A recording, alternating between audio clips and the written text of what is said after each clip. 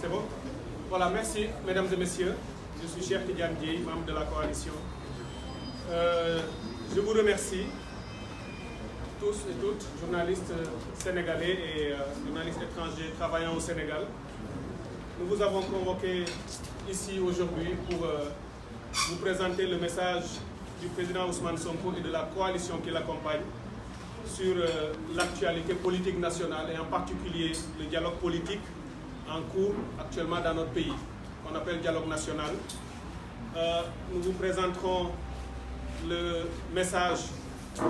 Ousmane Sonko, il présentera lui-même, et après ce message, il répondra éventuellement à certaines de vos questions s'il y a lieu. Je vous remercie et Président Sonko, vous avez la parole pour démarrer cette conférence de presse. Merci, Cheikh Tidiane. Mesdames, Mesdemoiselles et Messieurs, bonjour. Nous vous remercions d'avoir pris votre temps pour venir couvrir ce présent point de presse que j'anime en présence de plusieurs membres de notre coalition, en l'occurrence Cheikh Tidiane Dièye et Mme Blondin Diop de Avenir Djibouti, Mme Yassine Fall de Def Lirawar, Monsieur le Dr Diallo Diop Blondin du RND et Monsieur Madiaye Mbodj de Yoonu Askan Wi. Et nous avons l'exquis honneur de porter parmi nous également un doyen qui nous est très cher par rapport au combat qu'il mène et nous pensons que nous le partageons. Il s'agit notamment du doyen Modignan. Vous me permettrez de saluer tous ceux qui ont fait le déplacement en dehors des journalistes, qu'ils soient militants ou sympathisants, mais de saluer également tous ceux qui nous suivent à travers notamment les réseaux sociaux. J'ai beaucoup entendu que vous aviez exprimé beaucoup de nostalgie à notre endroit. Je peux vous dire que c'est réciproque et que, Inch'Allah, nous reprenons du service après une campagne présidentielle qui a été assez éprouvante. Mais nous reprenons du service parce que la situation nationale également l'exige. Nous avons convié pour donner notre opinion sur une question qui apparemment agite l'actualité, occupe les devants de l'actualité depuis quelque temps. Il s'agit notamment de ce qui est communément appelé le dialogue national. D'emblée, je vous dirais que nous ne participerons pas à cette mise en scène. Nous considérons que c'est une mise en scène rocambolesque du reste. Nous n'y participerons pas, mais à la place, nous proposons au peuple de dialoguer avec lui. Parce que le véritable dialogue doit se faire de manière permanente avec ce peuple qui souffre, mais qui souffre de l'incompétence, du manque de patriotisme, mais surtout du manque d'intégrité et de probité d'une élite politique. Ce que nous avons vu jusqu'à présent, nous en tirons un certain nombre d'enseignements d'abord, d'aveux tirés de la bouche même du principal instigateur de ce cirque national. Le premier aveu, c'est un aveu d'échec. Un aveu d'échec parce que il nous semble que les Sénégalais ne se posent pas la bonne question. Où est-ce qu'on a vu dans le monde? Où est-ce qu'on n'a jamais vu dans le monde un président qui prétend avoir été élu au premier tour avec 58% des voix se retrouver le lendemain à convoquer un dialogue national qui prend d'ailleurs les allures d'une conférence nationale. Le Sénégal est-il en crise? Le Sénégal est-il en guerre interne ou avec un ennemi extérieur? Le Sénégal est-il en situation de catastrophe? Il faudrait que le principal instigateur, notamment Macky Sall, s'adresse aux Sénégalais pour lui dire quelle urgence il trouve ou quel danger guette aujourd'hui le Sénégal pour qu'il éprouve le besoin d'amener toute la nation autour d'un supposé dialogue national. J'ai tantôt dit qu'il faut le requalifier en une conférence nationale. Et j'y reviendrai parce que le champ que doit couvrir cet exercice ne laisse absolument aucun domaine de la vie de la nation. Ça veut dire que le Sénégal est dans une crise très profonde. Quand on sort d'une élection qui s'est passée pas normalement ni correctement, mais au moins au lendemain de cette élection-là, il n'y a eu ni insurrection, ni occupation des rues. L'opposition, dans sa totalité, a préféré adopter une attitude politique qui consiste simplement à refuser de légitimer un hold-up électoral, une victoire technique fabriquée de toutes pièces dans les laboratoires du ministère de l'Intérieur. Elle s'en est tenue à cela. Et ce silence de l'opposition avait fini par surprendre, mais pratiquement émerveiller toute la nation sénégalaise, mais également toute la communauté internationale. Mais ce silence était extrêmement pesant pour celui qui s'est autoproclamé vainqueur, puisque son directeur de campagne et ex-premier ministre s'était fendu d'un communiqué la nuit même du scrutin pour se déclarer et se proclamer vainqueur à la place des organes habilités à le faire. Il suppose avoir gagné. Il a dû gagner. Il a dû présenter au moins un programme aux Sénégalais. Je crois qu'il avait un programme qui s'appelle Liggéeyal Ëllëg. Quand vous sortez d'une élection que vous supposez, vous prétendez avoir gagné de manière écrasante et sur la base d'une offre politique, vous gouvernez. Vous n'avez pas besoin d'amener toute la nation pour leur demander de gouverner à votre place, parce que c'est de cela qu'il est question et je vais y revenir. Où est pendant ce temps le programme qu'il avait vendu aux Sénégalais? Nous considérons d'ailleurs que les Sénégalais doivent désormais parler du gouvernement de Famara Ibrahima Sagna. Parce que Famara Ibrahima Sagna, sa mission, c'est de fabriquer un programme, parce que quand un exercice de ce genre englobe les questions politiques, les questions économiques et les questions sociales,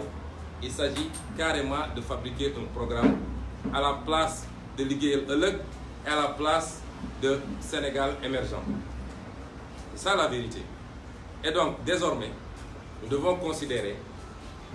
que la manœuvre qui consistait à supprimer le poste de Premier ministre devait aboutir à désigner un gouvernement informel qui sera un panier à salade où on va retrouver tout et rien à la fois. Et ce gouvernement informel est chargé aujourd'hui de fabriquer un programme de gouvernement pour Macky Sall et demain, éventuellement, de se retrouver pour le partage du gâteau étatique. Ce qui nous amène à dire que l'élection de février 2019 n'aura servi à rien, finalement, parce qu'il a servi à élire un président fantoche ou fantôme. Le deuxième aveu, c'est un aveu de roublardise. Lorsque Macky Sall lui-même dit « Je veux qu'il y ait une confiance pour qu'on travaille ensemble dans ce pays. Je ne suis plus dans les affaires de Ndiou Ndiaye. Il n'y a plus de danger pour moi. Je n'ai rien à perdre en ce moment. » Quel aveu qui résume le caractère bipolaire de l'homme. De 2012 à 2017, il n'a pas travaillé pour le développement du Sénégal.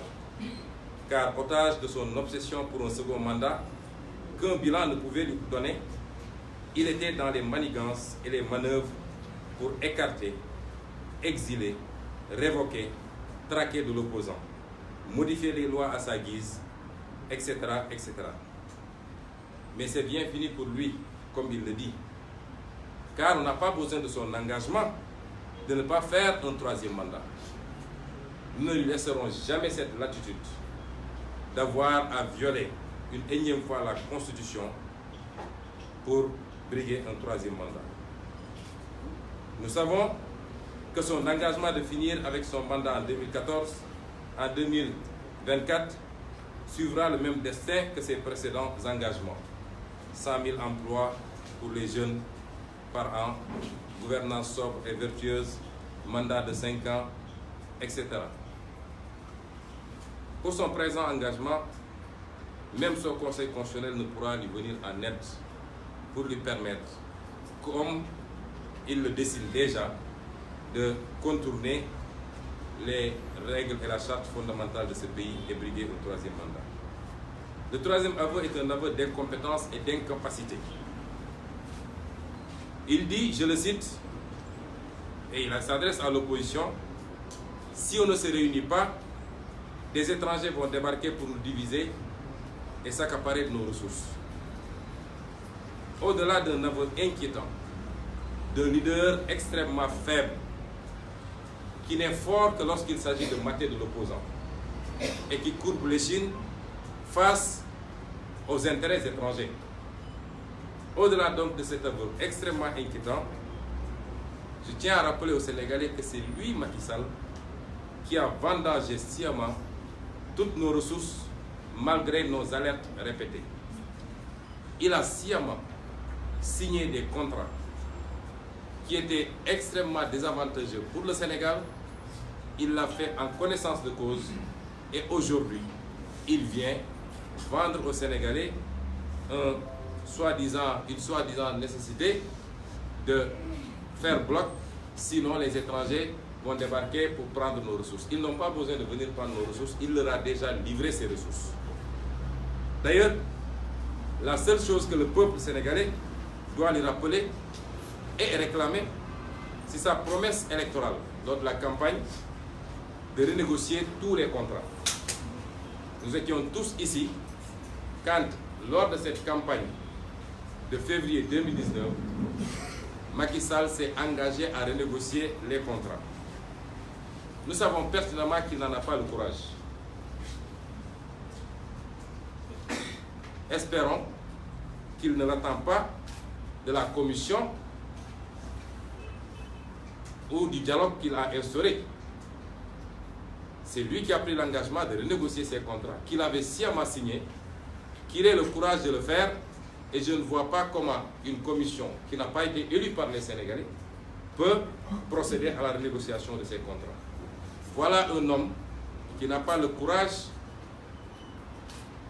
de ses responsabilités et qui se défausse sous prétexte de la nécessité de dialoguer, qui se défausse sur une commission où on retrouve tout et rien et qui doit être compétent en toute matière. Le quatrième élément, c'est le manque de sincérité de Macky Sall. Voilà un homme qui sera à l'élection présidentielle sans présenter dans son programme politique un projet institutionnel. Après le référendum constitutionnel de 2016, sur ces 15 mesures, après avoir imposé de manière personnelle et unilatérale une réforme de la loi électorale pour instaurer son parrainage, après aussi son passage en force électorale, il décide d'une réforme constitutionnelle qui voit 22 articles de la Constitution être modifiés et avalisés par sa majorité mécanique parlementaire sans concertation et sans que personne ait pu venir. Pour un homme de dialogue, il avait catégoriquement et systématiquement refusé de nommer une personnalité neutre pour l'organisation d'élections démocratiques et transparentes au Sénégal. Nous nous apportons tous de son Doumakodef, nous lui réitérons Yahaï, d'où nous dialoguer. Ce n'est pas la peine d'envoyer tous les émissaires du monde, nous ne sommes pas intéressés par son dialogue. Pour un homme de dialogue, rappelez-vous qu'il avait péremptoirement décidé, le 1er mai, de rompre avec la tradition sociale de concertation en assénant qu'aucune augmentation de salaire ne serait acceptable pour les travailleurs. Jusqu'à preuve contraire, la parole de Macky Sall ne vaut pas un copec. Rappelez-vous de l'engagement solennel de réduire son mandat de 7 à 5 ans. C'est son premier et son deuxième bluff nationaux, parce que le dialogue, on en est au 3e ou au 4e essai, avec les dialogues mornais de 2016 et de 2018. La trahison contre les conclusions des assises nationales et de la Commission nationale de réforme des institutions. Et je suis ébahi de voir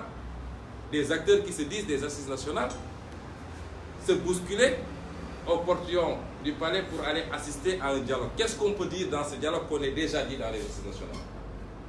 Qu'est-ce qu'on peut dire aujourd'hui dans ce dialogue qui n'était dit dans les assises nationales, qui s'était engagé à appliquer du Macky Sall? On est en train de s'amuser avec le peuple sénégalais. On va perdre du temps. On va mettre de l'argent pour satisfaire les desiderata et le projet funeste de l'homme. La Commission nationale de réforme foncière, qui avait déposé ses conclusions, il a mis le coup là-dessus.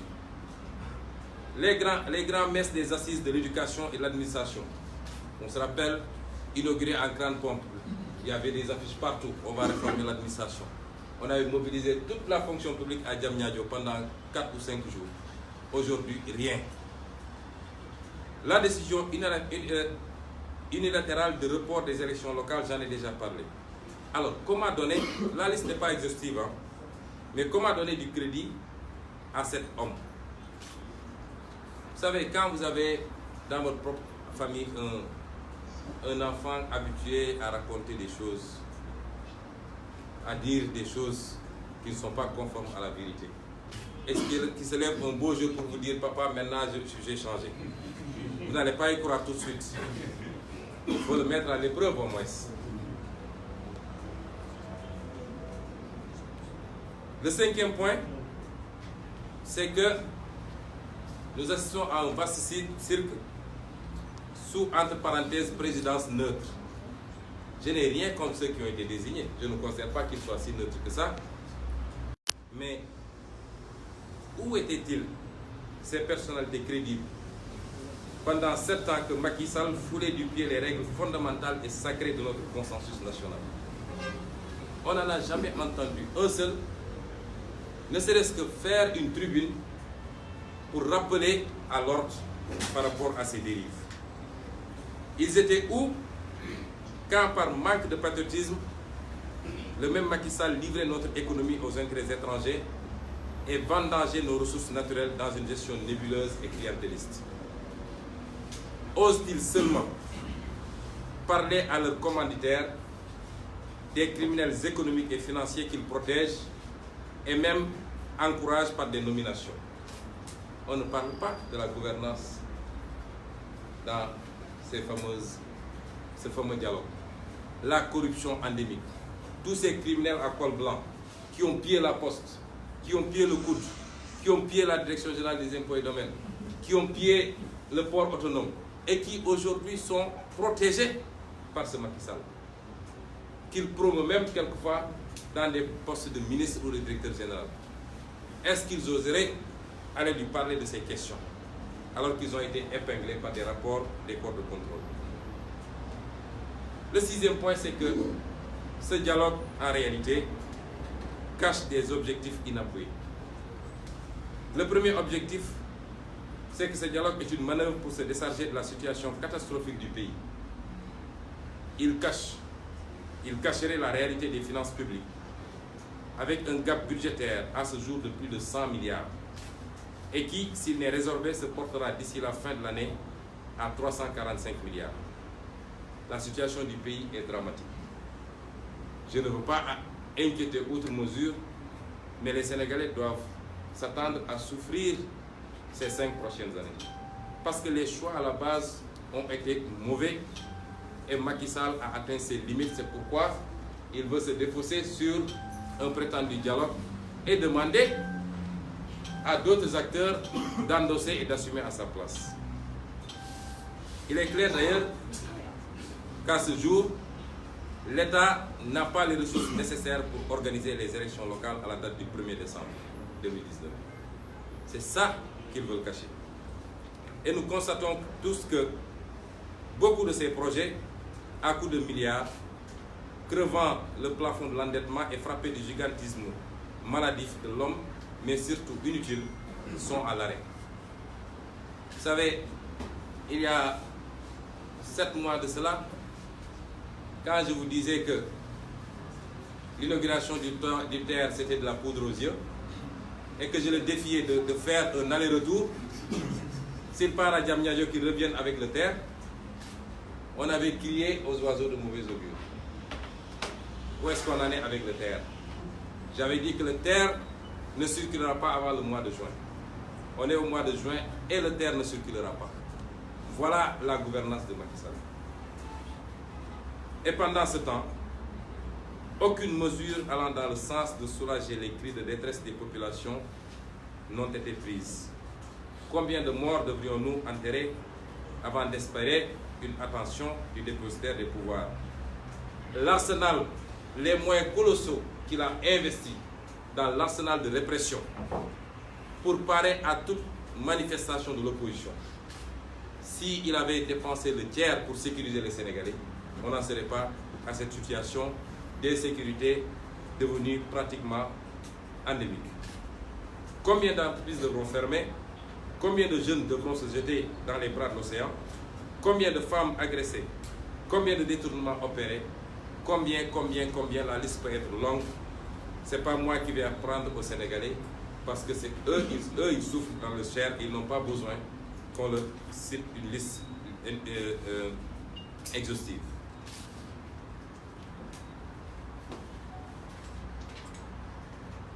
Mais les vrais sous-vestements politiques de la manœuvre, c'est la caution qu'ils cherchent pour obtenir le second report des élections locales après le premier, qui a fait passer la date de juin à décembre 2019. D'obtenir le report ultérieur des élections législatives et de probables velléités de modification de la Constitution pour permettre le maintien du président en exercice au terme de son second et dernier mandat. Ça, ce sont les véritables soubassements politiques de toute cette manœuvre. L'autre objectif demeure évidemment l'absolution des crimes économiques de son entourage, qu'il encourage par une impunité, si ce n'est carrément par des promotions ministérielles ou autres directeurs généraux. J'ai rappelé tantôt des cas, ils font légion, et ces criminels à col blanc narguent les Sénégalais en organisant des meetings à coût de 200 ou 300 millions. Le 7e point, c'est la duplicité d'une certaine opposition, et même l'incohérence de cette opposition. Vous ne pouvez pas avoir aboyé il y a quelque temps pour dire que nous ne reconnaissons pas, nous ne légitimons pas, et être les premiers à vous bousculer pour donner du monsieur le président ici, monsieur le président là-bas. Ils sont tous heureux de serrer la main du président. Je crois qu'ils rêvent tous, quelque part, de retrouver certaines positions. C'est un secret de polichinelle d'ailleurs. Macky Sall a son projet totalitaire. Macky Sall est un dictateur rampant. Il a son projet totalitaire. Il l'a longtemps théorisé, ça a été longtemps théorisé par ses officines, et lui-même, en annonçant dès son accession au pouvoir qu'il allait réduire l'opposition sénégalaise à sa plus simple expression. Seul un dictateur peut parler comme ça. Une démocratie ne vit que par la bipolarisation entre un pôle qui gouverne et un autre pôle qui s'oppose. Seul un dictateur peut dire « je vais réduire l'opposition à sa plus simple expression ». Ce projet a connu un début de mise en œuvre par le remplacement de l'état de droit par le parti État. Ce projet a connu un début de mise en œuvre, je disais, par le remplacement de l'état de droit par le parti État, d'une gouvernance sobre et vertueuse par une gouvernance clanique et gabégique, en excluant le Sénégal des juridictions internationales, en menant une chasse aux sorcières des opposants à son régime. La liste n'est pas exhaustive. Mais cette méthode semble avoir atteint ses limites.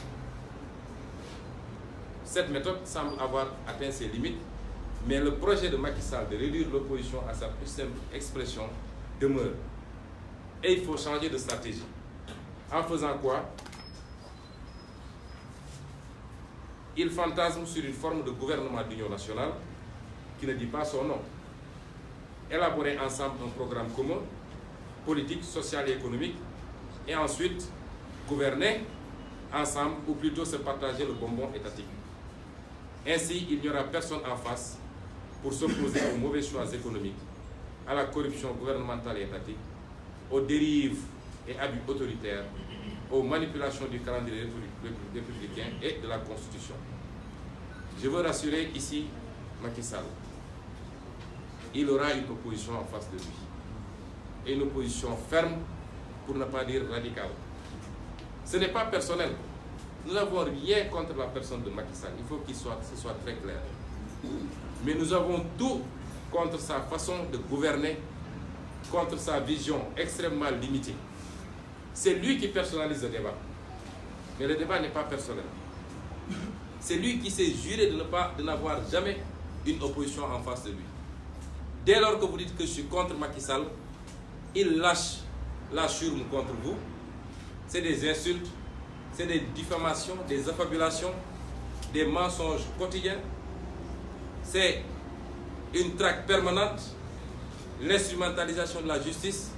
Mais cela ne se verra pas d'une opposition, il aura en face de lui une opposition. Le pouvoir n'est pas éternel, aucun pouvoir ne l'est. Demandez à Omar el-Béchir, quand vous allez dans nos mosquées, nos imams vous parlent de Aïna Firaoun, Aïna Haroun. C'est trop loin. Demandez à al-Béchir, demandez à Bouteflika, demandez à Ben Ali, demandez à Saddam Hussein, demandez. Il quittera le pouvoir. Ça, c'est une certitude. Il ne peut pas réduire l'opposition à sa plus simple expression. Il peut capter une certaine opposition qui n'attendait certainement peut-être qu'un clin d'œil. Chacun a ce qu'il va négocier ou ce qu'il va chercher. Mais il nous aura en face de lui. Nous respectons la liberté de chaque organisation politique dans l'opposition de ses choix, mais aller au dialogue, soyons clairs, c'est être en collision avec Macky Sall et se livrer à un grand écart qui s'assimile à un reniement, à une forme de ralliement. Celui qui se dit élu au premier tour à l'issue de l'élection présidentielle de février 2019 est supposé l'être suite au programme politique qu'il a présenté aux Sénégalais. Dans un état de droit, après les élections, il n'y a que deux camps politiques. Ceux qui gouvernent et ceux qui s'opposent. J'ai bien dit deux camps politiques. Après, il y a la société civile, après, il y a le citoyen. Mais politiquement, il y a deux camps politiques. Le camp qui gouverne et le camp qui s'oppose. On ne peut pas avoir de camp hybride. Il faut que ce soit très clair. Et chacun maintenant doit faire son choix. On s'oppose ou on est avec Macky Sall. Mais je ne suis pas ici, je ne suis pas là-bas. Ça, c'est se tromper, essayer de tromper le peuple. Dans ce postulat bien simple, de deux camps bien définis, qui se doivent respect mutuel, et c'est à Macky Sall de respecter son opposition, ce qu'il n'a jamais fait. Dans ce postulat bien défini, les seules concertations imaginables entre le pouvoir politique et son opposition sont d'ordre technique et portent sur les questions politiques et institutionnelles, qui n'appartiennent pas à Macky Sall. Ces prérogatives constitutionnelles ne concernent pas le processus électoral ni la question de nos institutions. Ça transcende sa gouvernance, ça appartient à tout le peuple sénégalais. Et c'est les seules questions qui peuvent faire l'objet de discussion, pas de dialogue. Ça doit faire l'objet de concertation et ça, c'est exigé par le calendrier républicain. Ça a été fait depuis de nombreuses années. C'est lui qui est venu briser ce consensus. En dehors de ces questions, c'est lui qui a son programme économique, il a son programme social, il n'a qu'à le dérouler et nous, on est là pour dire que ça ne marche pas, que ça ne va pas. C'est ça une démocratie. Répondons donc au dialogue de Macky Sall. Ce n'est pas seulement un reniement de la position communément exprimée de refus de légitimation de son mandat. Au lendemain de l'élection, c'est aussi une décision d'intégrer son gouvernement délégué à la commission dirigée par Famara Ibrahima Sagna. Je tiens à dire que les observations que je fais n'ont rien de personnel, je ne les connais même pas, je ne les ai jamais vues. Je reste sur les principes. Je terminerai par dégager des perspectives et lancer un appel à nos militants, nos sympathisants de toute la coalition. Nous lançons un appel à la mobilisation et à la vigilance. Nous n'avons jamais accepté et n'accepterons jamais de subir l'agenda nébuleux de Macky Sall ou de qui que ce soit. Le nôtre est bien tracé. Il s'agit de poursuivre et de parachever cette œuvre qui consiste à débarrasser le Sénégal de ses entrepreneurs politico-affairistes et de réconcilier le peuple avec la pratique politique. Cette ligne est claire, nous ne pouvons pas la dissoudre dans des manigances et dans des compromissions. C'est ça notre ligne politique et c'est à cela que nous appelons tous ceux qui croient à notre combat et qui ont été nombreux à voter pour nous et encore peut-être beaucoup plus nombreux à n'avoir pas pu voter pour nous. Nous disons que c'est ça notre ligne et nous ne le compromettrons avec rien d'autre et sous aucun prétexte que ce soit. Ni pour la supposée unité d'une opposition aux objectifs apparemment totalement éclatés, ni pour les beaux yeux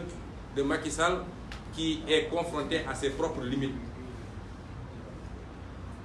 Nous y œuvrons et impulsons une cadence soutenue dans les prochaines semaines par la consolidation de la coalition et le renforcement de nos partis respectifs. En ce qui nous concerne, nous, PASTEF, j'en profite pour annoncer que nous nous acheminons vers un grand congrès dans une date qui vous sera communiquée incessamment. Ensemble donc, nous serons également plus que jamais du côté du peuple dans la surveillance et la dénonciation de la gouvernance malsaine et la prise en charge des problèmes sectoriels comme globaux. À ce titre, une série de questions écrites adressées au gouvernement, suivies de conférences de presse décentralisées, sera déroulée dans quelques jours. Nous rejetons ce simulacre et appelons les forces politiques et citoyennes patriotiques à faire front contre les funestes desseins politiciens et de Macky Sall et ses complices de tous bords. À la place, je l'ai dit dans le titre, nous proposons un dialogue avec le peuple. Nous proposons un dialogue franc, profond, sincère, un échange mutuellement enrichissant avec ce peuple. Nous avons proposé un programme lors de cette campagne. Tous les spécialistes, tous les observateurs qui ont lu les programmes s'accordent que nous avions proposé le meilleur programme pour le Sénégal. Et c'est dommage parce qu'on va perdre encore 5 ans à patauger. Nous avions toujours dit qu'il y a le temps de l'opposition ferme et le temps des propositions. Nous allons renouer contact avec ces populations, dans tout le Sénégal et dans la diaspora, pour des échanges féconds, pour un dialogue où nous apporterons ce que nous avons. Peut-être que lors de la campagne, nous n'avons pas suffisamment pu partager ce programme, mais où nous prendrons de ces populations également les préoccupations, que nous poserons de la manière la plus ferme, que ça plaise ou que ça ne plaise pas. Nous appelons surtout la jeunesse sénégalaise à refuser qu'une énième fois, les mêmes acteurs ne complotent contre elle dans un sempiternel exercice de partage du gâteau étatique. Nous l'appelons à se tenir prête à engager l'inéluctable bataille pour parachever la mise hors circuit de ce système mafieux. Je vous remercie.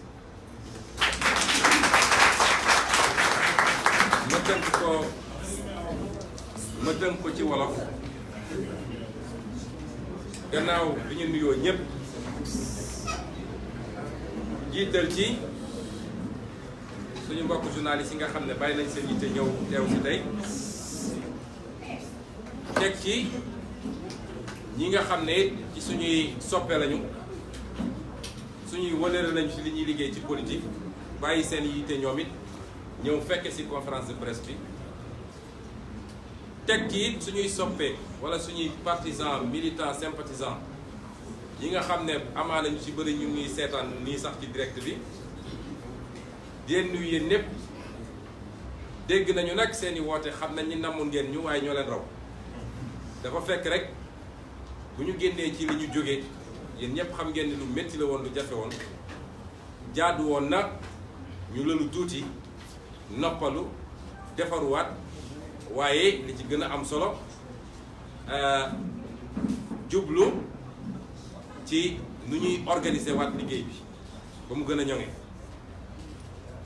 noppi gi nag tekkaaral gi nag defe naa bëri na lu mu jaaxal dem na ba Ousmane Sonko bu waxee ñu wax bu waxul ñu wax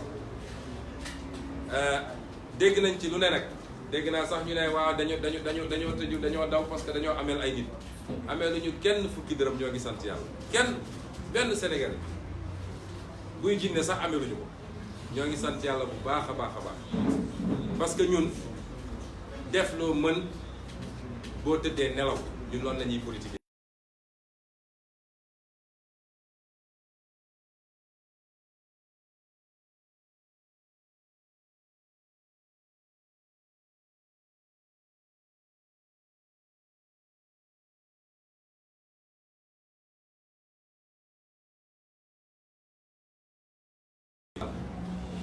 nenañ dañuy pencoo gannaaw bu ñu pàccooy nag lu ëpp juróom-ñaari at te fas yéene continuer pàccoo ndax pàccoo moom defe naa ci ADN la nekk ku ko xas ba tàmm mënatoo ko ba gannaaw bi ñu paree ci loolu nag nee nañu léegi il faut ñu pencoo ñun ñu ne nag ma teel ko gaaral ñëpp nun demuñu ci pencoo boobu parce que lu dëgg lalul rek ñun duñ ci bokk doñ ca dem waaye ca wet ga lañu bëgg a bokk ak askanu Sénégal mooy bokk ak ñoom waxtaan bu yaatu waxtaan boo xam ne du ay nit la ñuy seppi ñu naan kii naw nañ ko ci xam-xamam kii naw nañ ko ci kilifteefam bi mu yor kii naw nañ ko ci déedéet waxtaan la goo xam ne bés bu ne la nekk te dinañ leen fekk si fa ngeen ne gox ca goxam dëkk ci dëkkam fii ak bitim réew fekk si leen bokk ak yéen waxtaan gu xóot goo xam ne weccee lay doon dinañ leen andil nun ndax amaana peut-être jamono campagne bi gàttoon na ba li ñu bindoon muy programme te ñi am seetlu ñëpp ak ràññet jàpp nañ ni mooy li gën ci programme bi ñu proposé woon amaana campagne bi ni mu tëree may ñu woon ñu jukki leen ci yëpp dañ ñëw ak loolu ak yéen waaye dinañ ñëw jël si ci yéen it ba xam lan mooy seeni jàmbat bu baax a baax buñ ci jógee nag lañ ca war a def ñun dinañ ko def ndax ku xam Ousmane Sonko xam Pastef waaye xam ñi ñu àndal ñépp ci coalition xam ngeen ni la ñu dugal ci politique du séddoo ay poste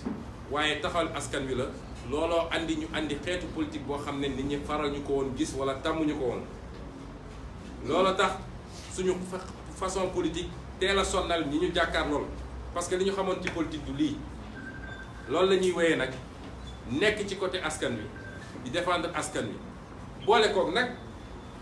gën a farlu ci liggéey li nga xam ne nag moom la ñu téye ñun parce que ku dem ci élection génn ci yàlla may la ci lii mu la ci may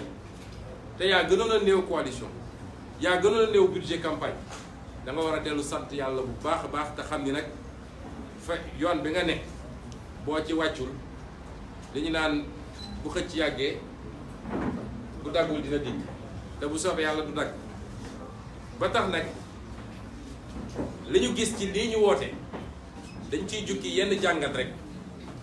bu ci njëkk mooy lii dafa wane ni Macky Sall lajj na te li tax mu garaaw mooy su doon dañu ne dafa ne moom moo fal ndax moom moo fal boppam def nañu élection ngoon sa balaa commission de recensement di wax wala ñu ne cour d'appel wax na ñi nga xam ne ñoom lay yoon daganal ñu war a wax résultat bi moom moo njëkk a génn jiital yónni directeur de campagne am mu ñëw taxaw ne moom moo gañe kon moom moo fal boppam daa def pression ci ñi waroon a yor mbir mi yépp ne leen wax leen ni man maa gañe kon su doon dafa génn ci loolu nag dem prêter serment dawal tuuti sax ñeenti at doog a ne gars yi man nag tële naa waaye ñu fal la balaa sax cour d'appel di joxe résultat définitif yi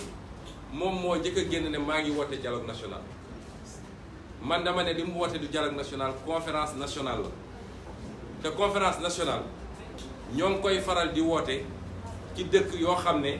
musiba daf faa dal yàlla nañu yàlla musal ci musiba. dëkk yu du jóge ci guerre moo xam ñoo doon guerrante seen biir wala moo xam dañ doon guerre ak beneen dëkk beneen réew wala dëkk yoo xam ne nattu daf faa dal catastrophe naturelle yu doy waar dëkk yooyu lañ daan gis ñu dajale nañ def conférence nationale. waaye Sénégal gi jàmm rek a fi am ñoo ngi sant yàlla bu baax yàlla na ko yàlla yokk ci weeru koor gi. jóge nañ ci élection moom demoon na jënd armée la dajale woon yaakaar ne suñu génnee ci élection bi comme li muy def da koo waajal bu yàgg victoire technique la mooy li nga xam ne da koo fabriqué moom ak ministre de l'intérieur am waajal ko lu yàgg yaakaaroon nag bu génnee wax ko opposition nañ génne nañ taal réew mi mu def li muy def opposition bi magu ko woon que ni réew bi am na lu ñu jaral ñun woo ñu kenn ci biti xeexuñu sànniwuñu xeex waaye nag am suñu sañ-sañ ne bu dee ñun rek lay xaar ñu daganal ko du gaaw a am loolu ndax kenn ci ñun du ko daganal ndax dafa daganut ni mu amee victoire bi loolu nag jaaxal ko mu wëlbatiku natt boppam xam ni situation réew mi fi mu toll doy na waar ma wax ko léegi Sénégalais yi xaw ma ñan ñoo gëmm ba woteel ko waaye dañu xam ni juróomi at yi dina métti lool ci réewum Sénégal parce que situation économique bi doy na waar jamono ji ñuy wax ak yéen tembe budget national bi am na gàpp wala li manqué ci li mu waroon am ci waxtu bi mat na 100 milliards fii ak at wi di jeex dina mat 325 milliards wala 345 milliards moom leb leb ba fi mu toll nii négociation yi mu bëgg a ubbiwaat ak FMI ak Banque mondiale ñooñu nee nañ ko yow yaa ngi ñu amee ay arrière xanaa kay di nga fay ba noppi li Wolof naan bor du am rak te amul capacité yu mu ko defee jaaxle boobu mu jaaxle nag moo tax mu ne nag naa wut ñu ma yebbil mbir mi ndax cim réew mu mel ni Sénégal nga xam ne guerre amu fi problème amu fi suñu demoon ba ne waxtaan dafa war a am waxtaan bi ñaar a ko war a séq ma leeral mu leer bu baax su dee waxtaan bi benn la war a doon muy dialogue politique dialogue social nag boo koy def danga koy def ak syndicat yi boobu beneen la dialogue économique boo koy def danga koy def ak acteur économique yi boobu beneen la waaye ñun duñu syndicat duñu acteur économique ñun ay acteur politique lañu acteur politique dialogue bi la concerné mooy le dialogue politique mooy nañu wax ci fichier électoral bi nañu wax ci carte d'identité yi mu téye nañu wax ci kan moo war a organiser élection yi kan moo war a joxe résultat yi nañu wax ci yooya loolu mooy dialogue politique loolu moo concerne acteur politique bu fi jógee ne maa ngi dem dialogue économique waxal ni damaa dem fekki Macky Sall parce que ki gagné andi programme am ne Sénégalais yi lii laa leen doon andil moom moo war a dérouler programme économique am moo war a dérouler programme social am yooyu ay prérogative am la yoo xam ne constitution boo ko jox li ko constitution bàyyiwul nag li ko constitution bàyyilul mooy le processus électoral moom moomu ko bokkul ci ay prérogative am les institutions moom moomu ko kon bu demee ba wëlbatu gis ni tële na mu daal di woote ne gars yi ñëw leen dimbale ma li mu waroon njëkk a def mooy mu njëkk a taxaw ne peuple sénégalais ah maa fàgg woon de waaye nag mbir mi attanu ma ko parce que wax ji mooy mbir mi attanu ko amul gis-gis bi amul njub gi amul encadrement bi programme bi baaxul vision bi new fi moo tax li mu waroon njëkk a wax mooy gars yi tële naa booy walloo wala mu ne delloo naa mbir mi waaye ñëw bëgg a nax Sénégalais yi ne maa ngi woote dialogue national inclusif dem woo say nit ñu naan personnalité respectable personnalité neutre waaw personnalité respectable neutre juróomi ñaari at yi Macky Sall ne fi di dëjaate di dóoraate di réformer lu ko neex di changer constitution bi lu ko neex mu def ko jël suñu koom-koomu réew jox ko tubaab yeeg naar yeeg ñu ko neex toog jàpp njàmburam ana ñooñu fan la ñu ne woon kan moo leen mës a gis sax ñu bind benn bataaxal ne ah li xew ci réew mi attention parce que nag man fu may nawee nit mooy bu wax jotee nga wax dans l'intérêt du pays waaye musoo ŋàng waaye mooy ñaa ngi ni bokkul benn parti waaye saa su ne mu génne def chronique am wax ci réew mi keneen ak keneen a koy def waaye toog rek di gérer say di ba su doon opposition moo jël initiative ne dañuy def benn initiative dem wala ne leen kaa leen ñu dajee ñu woo gaay kenn du ñëw il faut que nguur wax ko pour ñu daw nag loolu ci tappale la bokk. am réew tappale du ko tabax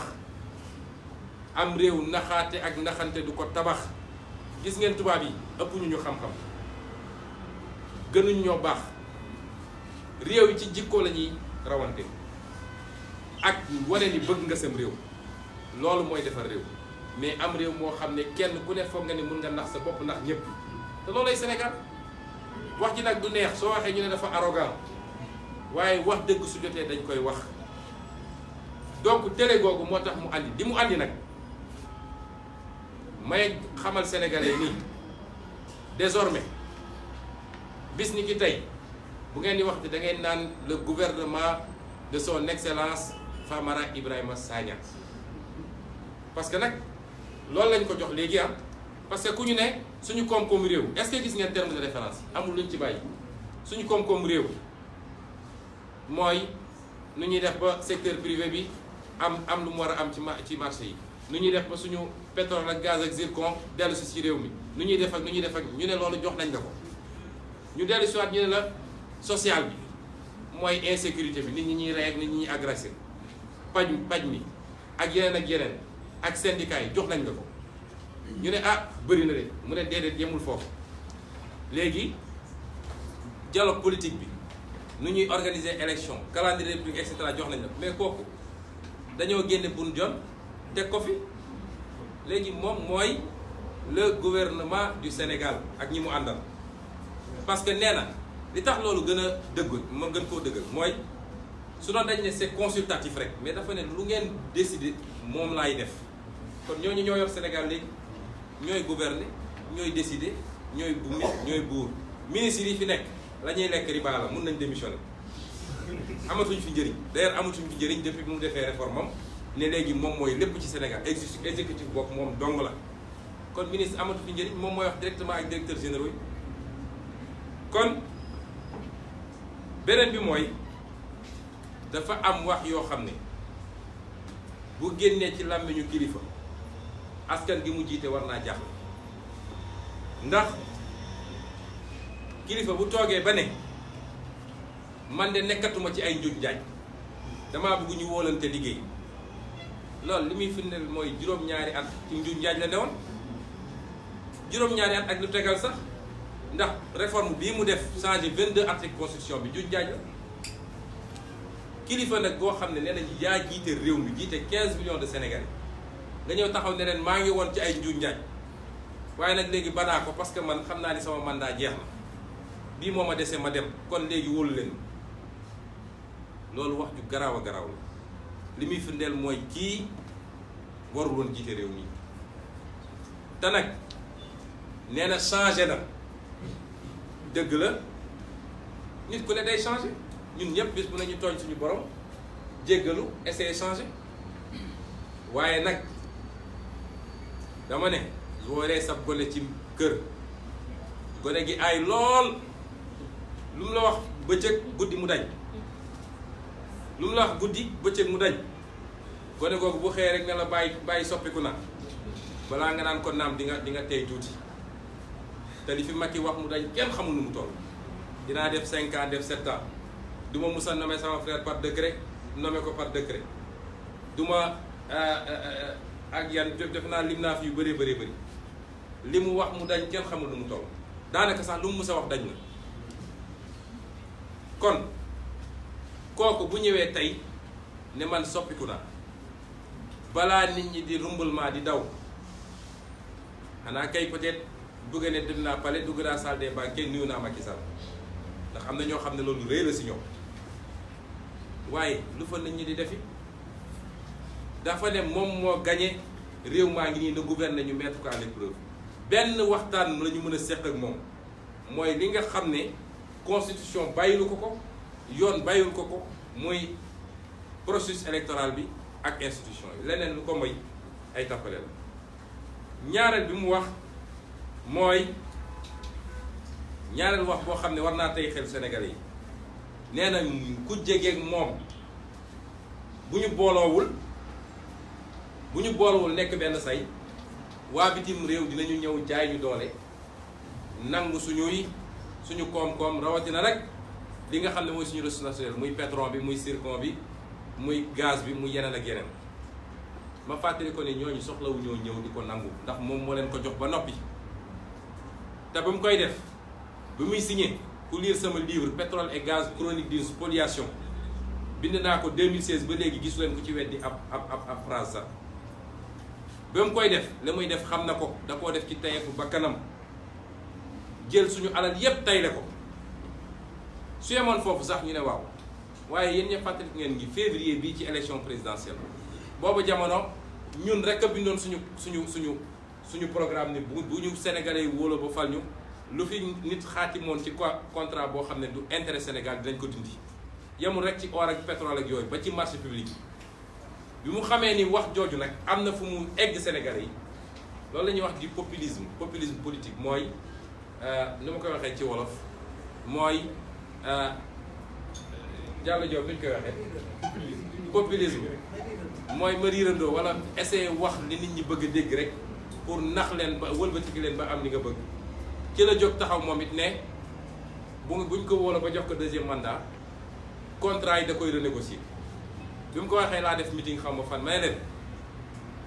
yàlla même tiim xam na ni du négocier benn contrat fi tam mayu ko te moo ko signé te ñi mu ko signé xam ne lu mu séq ak ñoom ba tax mu signé ko kon sénégalais yi lenn lañ ko waroon laaj mooy engagement boobu mu jël dige boobu mu dige kañ la koy def ak naka la koy defee su dee rek dafa bëgg a làqatu ci gannaaw ñoom Famara Ibrahima Sagna ak commission ak xaw ma dialogue national loolu day firnde rek di ma wax mooy ñemewul li mu doon parce que kilifa ab askan nga ne askan moo ma fal li nga diggee da nga ko war a ñeme assumer def ko mais doo dem làqatu ci gannaaw ay nit ñu teg ci nag nii wax dëgg yàlla bëri na sénégalais wala am nag ay sénégalais yu daal waaw comme noonu la demee rek ñun réewu dialogue lañu réewu waxtaan lañu bu wootee dem leen uyu dama ne xam ngeen biñ ko nee fii dañoo bëgg kuy organiser élection yi koo xam ne du far fenn dafa dem ci benn télé ne duma ko def ñu tontu nit ñi ne leen defuñu ko ba muy ñetti yoon demuñu ci caaxaan ji demuñu dialogue ak Macky Sall lu dul poñ bi ñu wax te buñ ci tollee bu ñu wootee dinañ jël suñu monsieur élection dem man soxlawu ma dem palais caméra yi naan Sonko dem na palais demul palais soxlawu ma ko ñi ma nekkal ñëpp amul kenn ku ko soxla dañu ne noonu mu ko waxee woon noonu la ñu gisee ni Macky Sall juróom-ñaari at yi ba ci li mu mujjee def nii ci début mandat am dafa def lu ko neex ak saa su ko neexee kon kooku waxam fi mu toll nii matuta duma sa doom parce que boo ko defee tooñ ko ñu wax nag ni dialogue bi nag dafa am lu ko lal loo xam ne waxuñu ko ma wax ko Sénégalais yi dañoo bëgg a nax Sénégalais yi li ko lal bu ci njëkk mooy Macky Sall jafe-jafe yi mu jonkonteel ci réew mi te mu ub boppam te mu xam ni fi mu ne nii tële na loolu la bëgg a fexe ba suul ko ci ab dialogue ak jafe-jafe yi Sénégalais yi di dund ci insécurité ci violence ci rey gis nga loolu du rôle commission rôle président de la République ak gouvernement am moom la ñu jox moom la ñu ne moom la ñu jox réew mi jox ko budget boo xam ne ay milliers de milliards la jox ko administration jox ko gendarmerie jox ko police jox ko renseignements généraux jox ko diplomatie kooku dese luñu ko dara moom moo war a régler loolu jarul muy dem làkkatu ci keneen ñaareel bi nga xam ne moom moo nekk ci gannaaw dialogue bi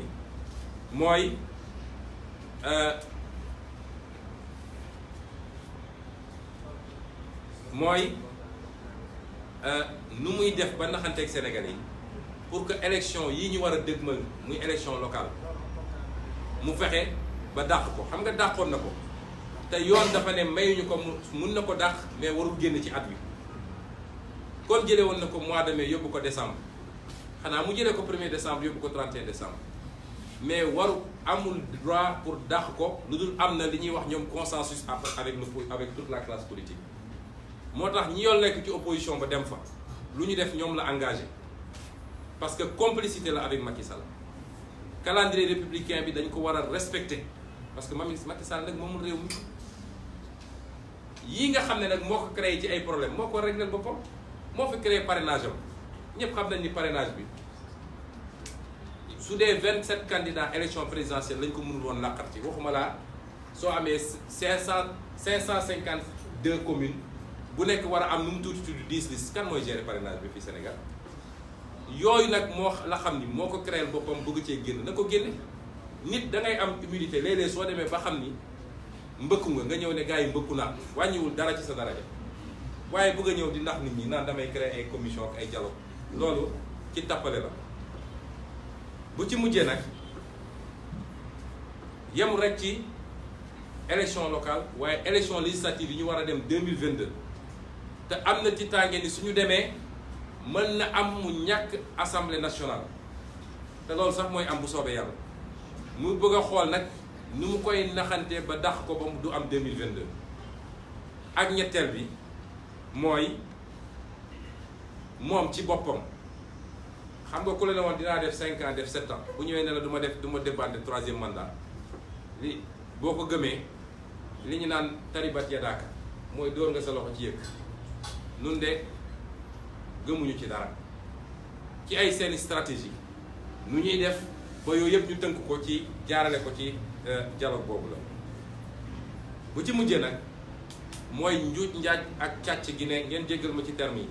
gi ne ci réew mi te ay àndandoom rekk a ko def ay milliards yi ñu toŋañ ci poste ci port ci impôt et domaine ci COUD soo koy lim du jeex mu toog ci loolu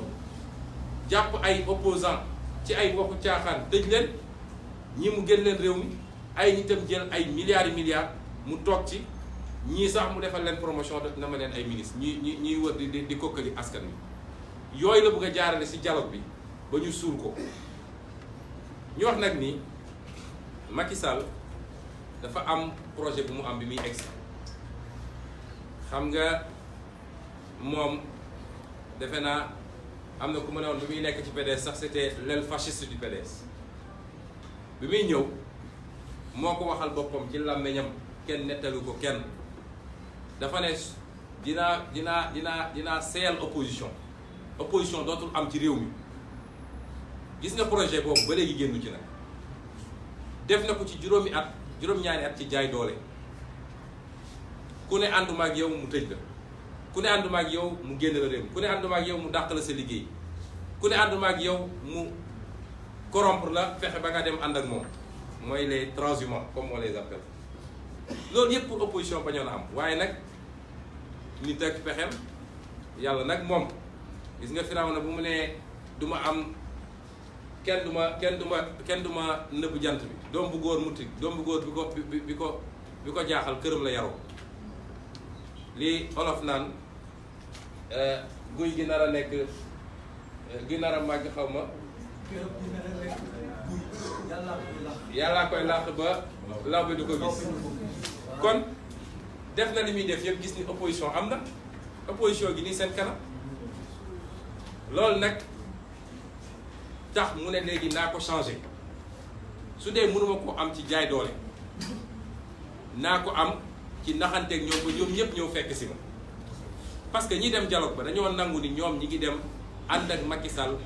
pour préparer fabriquer benn programme économique benn programme de gouvernance loolu mooy fekki naa Macky Sall loolu nag lañ ne ñun duñ ci mës a bokk parce que am réew ab démocratie pour mu nokki pour mu dox il faut ñaar yi am ci wàllu politique bi laa wax nag ndax yeneen fànn dina am il faut mu am société civile il faut mu am opinion publique il faut mu am média waaye ci wàllu politique bi il faut mu am ñaari il faut mu am ñuy gouverner am ñuy opposé wu ñun nag dañoo def suñu choix te choix boobu dañ ciy dem ba jeex mooy dañuy opposé wu au régime de Macky Sall parce que jàpp nañu ni mënul jëmale Sénégal fu baax du lu ñu def nag par rapport ak Macky Sall ci jëmm man Macky Sall xaw ma ko musuma koo gis su ma ko gisee télé la wala affiche musumaa gis musuñoo nuyonte mus naa dégg benn député xam nga dafa toxoon ay yoo xaw ma nee na daf maa gis kër Macky Sall xam naa ni dafa gëlëmoon musuñoo gisee kon kooku mënuma am ay ressentiment wala am nooneel boo xam ne sama diggante la ak moom jàpp naa ni nit su dee nit rek nit moo ma gën man damay jàpp ni ku ma gis rek ci jaam yi moo ma gën waaye doxi la nem la ñu àndul loolu c'est pas personnel mais moom mooy def affaire bi affaire u personnel ku ne ànduma ak yow bu yóbboo nga waajal nag saagakat yi xastekat yi sosaasekat yi justice bi lépp lu mu mën a dajale pour ne rek tey kii il faut ma pexeel ko moom su Ablaye defoon ak moom du nekk fii mu nekk fu ne la naan wër naan sëriñ si jàppaleen ci balaa mooy tëj dafa am yoo xam ne ñàkk xam mbirum yàlla mooy tax nit di ko def ndax nguur dafay jeex te bii jeex na ba noppi bu fi raaw na jeex na suñu waaraatekat yi boo demee ci jàkka yi xutba boobu nga xam ne nee naa saxoon nañ ko renouveler waaye suñuy wax dañ naan ay na Haaruun ay na Firawna wala ni ñooñu nguur gi ñu amoon kenn xam nu mu toll te nekkuñu fi waaye dama ne ana Soudanais bi nu mu tuddati ana El Béchir nga xam ne doole gi mu amoon kenn amu ko ana Bouteflika ana Ben Ali ana Saddam Hussein ana Moubarak bu Égypte ana ñooñu sax mooy ñi nga xam ne demin bi ñu demee demu doole la waaye ana ñi nga xam ne nekkoon nañ fi te élection jëlee nañ fi ana Abdou Diouf ana Abdoulaye Wade noonu lay demee moom it ci lu gaaw sax kon na delloo si xelam xam ni lu dul nguuru yàlla day jeex ñun nag am nañu droit opposé wu te dinañu opposé wu ma daaneel nag ci wax ak suñuy àndandoo ci politique ñi nekk ak ñun déjà ak ñi nga xam ne bokk nañu gis-gis te ñu yaakaar ni war nañoo mën a ñëw ànd ak ñun Sénégal gii dafa nekk en danger il faut ñu sauver ko te loolu un pôle d'opposition fort moo ko mën a def réew mu ñu seetaan ba ñu naxasal opposition bi yépp ki yor nguur gi dina duma askan bi bëccëg mbir kàmb te kenn du ci mën dara ñu lancer un appel suñuy militants suñuy sympathisants de toute la coalition nag liggéey bi rafet na liggéey bi ñu def ci campagne bi te defuñu ko ak xaalis conviction lañ ci demee tabaarkalla rafet na lool waaye nag tey la suñu projet politique commencé nañ ko jàpp am na ku ne woon je suis à l'an 0 ñun tey la ñuy doog a door na nit ñi gën a takk ndigg yi gis nañu ak li ma noppi yépp maa ngi suivre ni nit ñi di déployer ci réseaux sociaux yi liggéey bu rafet bi ci weeru koor yi ndogu yi conférence yi partout vitalité bi ngeen wone gisuma ko feneen waaye lu ngeen doon def benn na ngeen ko multiplier par 10 parce que ñu ngi ci yoon bi nañu gëm li ñuy def te gëm suñu bopp bu ñu naxante bu ñu nax askan wi nañu gëm li ñuy liggéey wax ndaw ñi nag ndawu askan wi ne ñoom laay daanele dañ leen yàgg a nax de suñu dajalee mbir yi rafetal ko gars yi ñëw ak costume yi ak kaala yi ñu ñëw taxaw ne waaw Sénégal dëkku waxtaan dara ay deal la yoo xam ne nu ñuy def ba redistribuer carte yi baatrewaat ko ñoom ñoo nga xam ne depuis balaa may juddu ba léegi ñoo fi nekk di séddoo ñu séddowaat dem toog loolu rek mooy seen yitte yéen nag jeunes yi yéenay souffrir yéenay jël gaal yi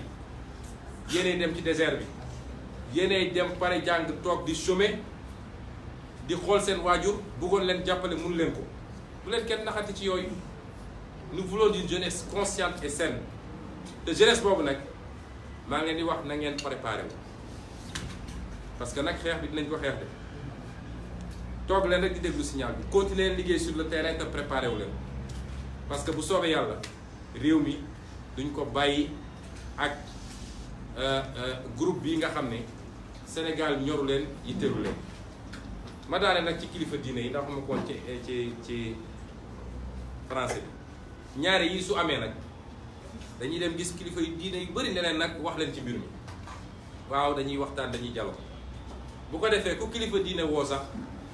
nga naxanteeg moom gàntal ko ñu ne waaw moom de yéegul say respecté wul kilifa diine moom bi muy def ay njombeer juróom-ñaari at yi weesu fan la dafa est-ce que dafa dégloon kilifa diine ñaata la ko nit ñi woo ci ñaan njekk ci ay nit yu muy tëj wala yu muy dóor wala réew mi nekk tension parce que bëgg na modifier constitution bi wala loi yi mu bañ a faale nit ñi jël armem dem barricader assemblée nationale ne lu ma neex laay def. kon am nañu worma torop ci suñuy kilifa diine waaye réew dafay am fu muy toll il faut que ñu jaarale mbir mi ci yoon te di waxante dëgg loolu laa bëggoon daanele di leen gërëm di leen sant di jéggalu ci guddal bi waaye nag il fallait que li ñu bëgg a wax yépp ñu wax ko parce que ñi ñuy déglu kenn ku nekk ak li ko ci intéressé asalaamaaleykum wa rahmatullah.